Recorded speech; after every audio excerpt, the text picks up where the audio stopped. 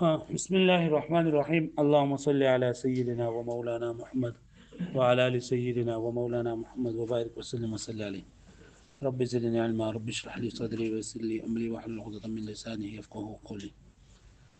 نو مخکې سبق کې زمونږ دا خبره شروع شوه چې بنده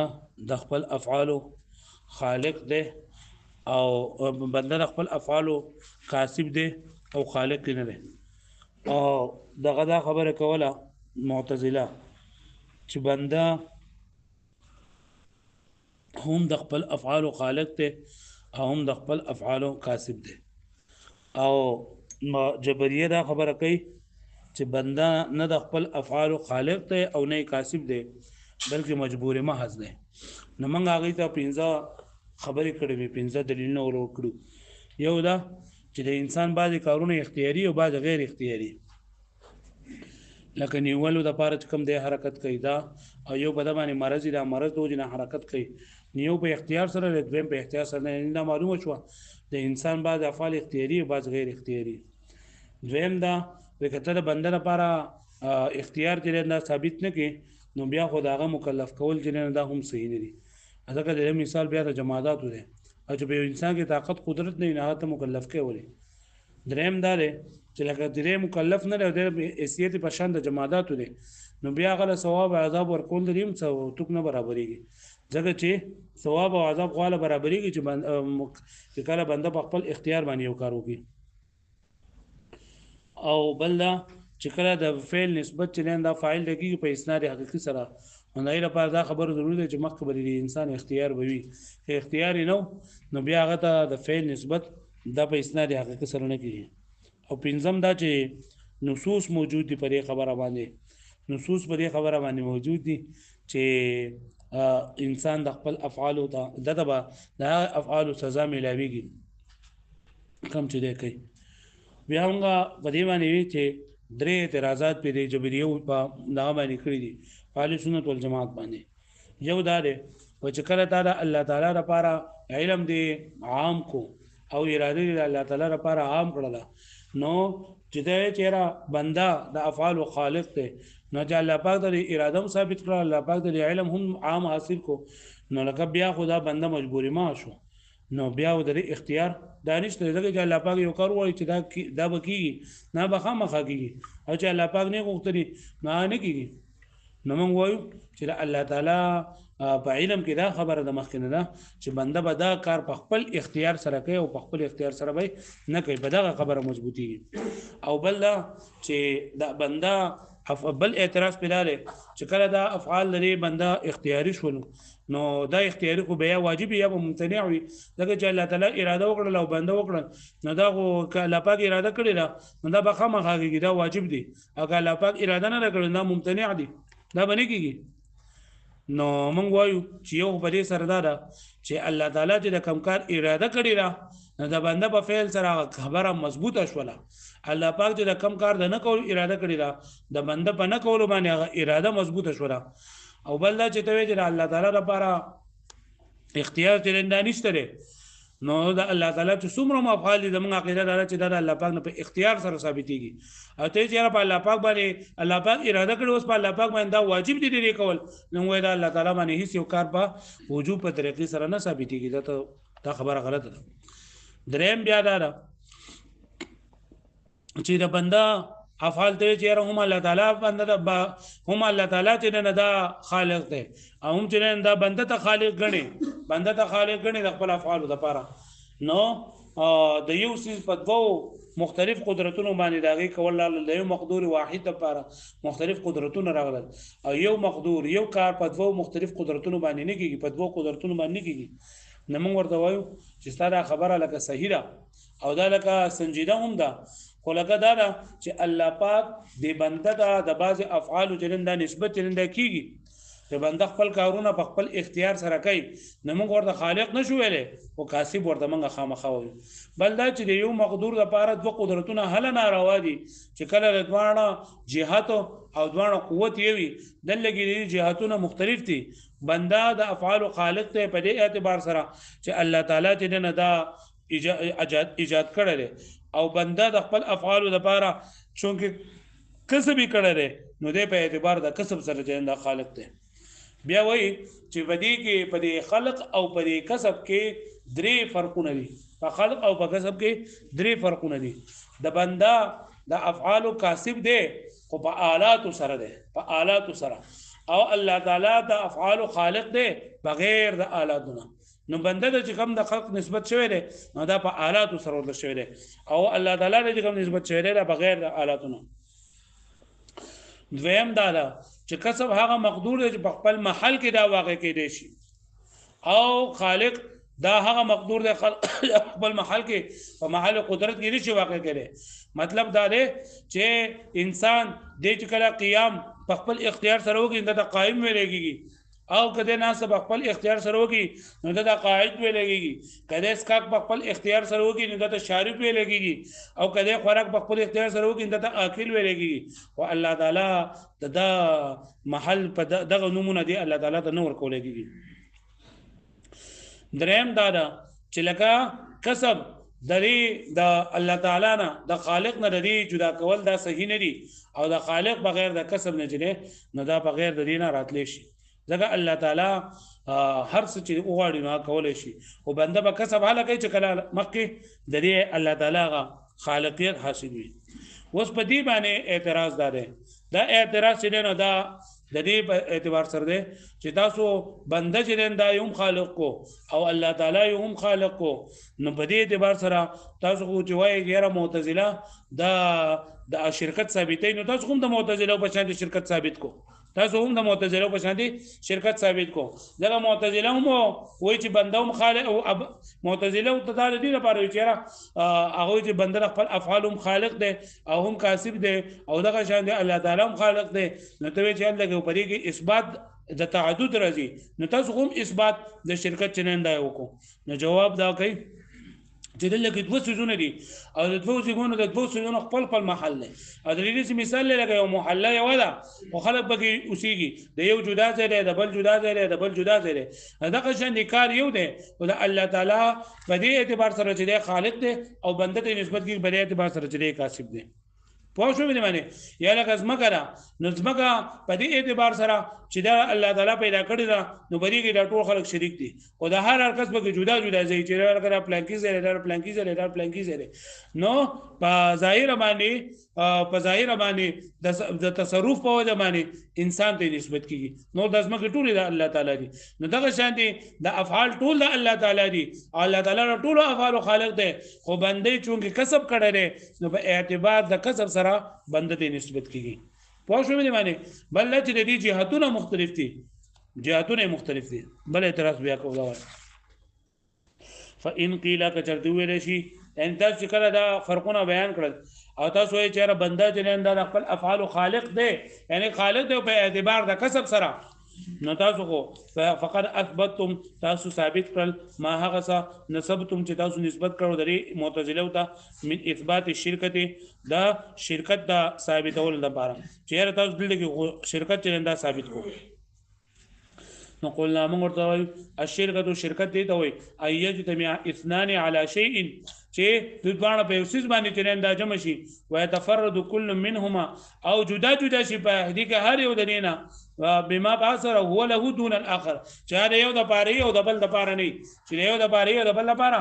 نه. ک شرکاء القريه والمحله لګه د یو کلی کې خلک شریک دي یا په محله کې خلک شریک دي، نو په دې اعتبار سره چې دا یو محلي دي نو په دې سره دوه شریک دي. او کبه دې ته ګوره چې دا هر په جدا جننه دا زیګره د هر یو په جدا کور دي، نو په دې اعتبار سره دوه جدا دي. وکما اذا جعل العبد خالقا لافعاله، او دویم نمبر لکه څنګه چې موږ بنده کو وګرځول چې خالق د خپل افعال لپاره وصانع او صانع لسائر الاعراض والاجسام، د ټول اعراض او اجسام د بارونو بیا خدا خبر استاسي هوا، خو بنده د ټول افعال خالق نه لري او د ټول اعراض او د اجسام لپاره صانع نه لري، بخلاف ما يضيف فخلاف دلیل چې کله نسبت دی وشي اضافت وشي دی وسیز الى شيئين دوسون ته بجهتين مختلفتين په دوه مختلف سيزونو سره نو بیا صحیح دي. نو دلته هم دوه مختلف سيزونو ته چلن دا نسبت شوی دی. کله ارض لکه مثال ورکړی کله ارض تكون ملكا لله تعالی بجهه التخليق، لکه ځمکه دا الله تعالی ملکیت په دې اعتبار سره چې الله تعالی پیدا کړی ده، او د بندګانو ته نسبت کړي دی بنده لري مالک دی او په دې اعتبار سره چې دی په تصرف کوي نو دغه شان دی بنده د خپل افعال او خالق دی په دې اعتبار سره چې دی کسب کوي او الله تعالی خالق دی په دې اعتبار سره چې دی چې نه دی د پیدا کړی دي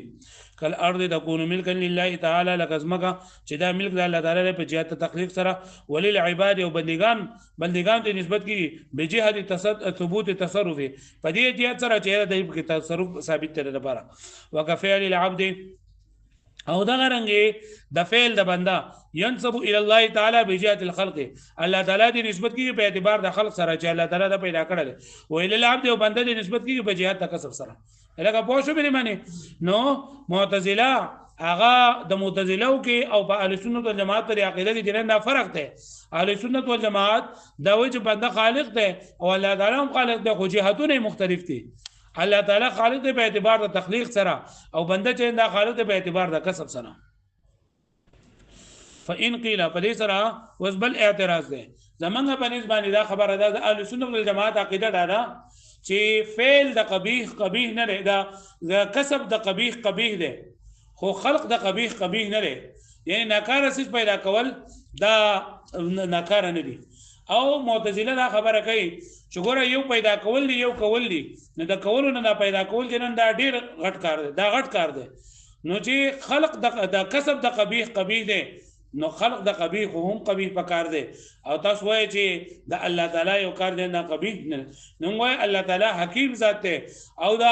حکیم ذات هیڅ یو خبره د حکمت نه خالی نه وي نو کوم سيزونه چې چې هغه موږ ته قبیح کاری او پای کوم ډیر زیاتې فائدې وي لکه دا ماران شول لړمانان شول یا نور ظاهري سيزونه شول نو دا موږ ته کاری دا چې دا غیر فائدہ مند سيزونه دي لیکن په ډیرو دوايانو کې د ډیرو مرزونو لپاره د استعمالي واښو دی باندې نو خلق د قبیح نه دی بلکې کسب د قبیح دی او کسب د قبیح څخه قبیح دی چې الله تعالی دا مکه وته بیا کې نو دا په کار د تا د باندې آداب ملوي فإن قيل كتويل شي فكيف كان قصب القبيح قبيحا چې څنګه قصب د قبیح دی موجب صفحا كما قلتو دی موجبا لاستحقاق الذم او دا مذمت هغه واجبون کړي چې دی با مذمت لره مستحق بخلاف خلق په خلاف د خلقنا مطلب دا چې تاسو وايي کسب د قبیح دی او خلق د قبیح نه دی د کسب نه خو د خلق ولا کار ډیر زیات دی نو په کار چې خلق د قبیح هم څه شي قبیح شي نو تاسو کسب د قبیح وایي او خلق د قبیح نه وایي ولې نو قلنا من وایو لأنه قد ثبت زګدا خبره ثابت شوی ده ان الخالق حکیم چې خالق الله تعالی دا سره حکیم دی لا يخلق شيئا الا وله عاقبه حمیده نه پیدا کوي ایسي او سیس الله تعالی مگر دا غیر لپاره بهترین انجام وي وان لم نطلع عليها اگر چې موږ په دې باندې خبردارا نه یو فجزمنا نو زمونږ لا یقین دی بان ما نستقبحه من الافعال چې هغه چې موږ کما ناکاره غنو قبیح غنو د افعالنا قد يكون له فيها حکم ومصالح پدې کې هم ډیر زیات حکمتونه او ډیر زیات مصالح پکې وي كما في خلق الاجسام الخبيثه الضاره المؤلمه لکه څنګه چې پیدا کول د هغه جسمونه دي چې ناکاره دي ضرر رسونکي دي او درد ورکونکي دي لکه زهر شول یا دغه شانتي ماران شول لړمانان شول نور خراب سيزونه بخلاف الكاسب بخلاف د کاسبنا فانه قد يفعل الحسن وقد يفعل القبيح چې کاسب انسان چې نو د کله قبیح کار کوي او کله څه کار کوي حسن کار کوي نه کله خیسته کار کوي حسن کار دوی لکم کار چې حکم کړل شوی دی او قبیح کار دوی لکم کار نه چې منع کړل شوی دی نو کله د قبیح کوي او کله د څه کوي حسن کوي فجعلنا كسبه للقبح نو ګرځولې منګه کسب د قبح ما اريد النهي عنه سره د دې چې نه وارد شوی د دینه قبیحا د قبیح صفحا موجبا او صفحا كما قلتم ده موجبا لاستحقاق الذم والعقاب او واجبون کې مذمت لره او عذاب لره لکه پوښښ به معنی یعنی بنده الله تعالی دې کار نه منع کړل داغي باوجود دا کوي نو له خامخا د عذاب مستحق ده